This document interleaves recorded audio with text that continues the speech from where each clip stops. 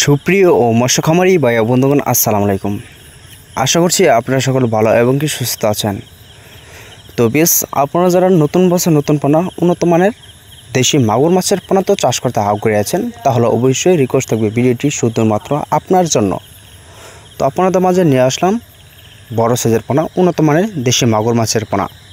তো দেশি মাগুর মাছের পোনায় কিন্তু বর্তমানে আমাদের এখান থেকে অ্যাভেলেবেল সাইজের পোনা ক্রয় করতে পারেন।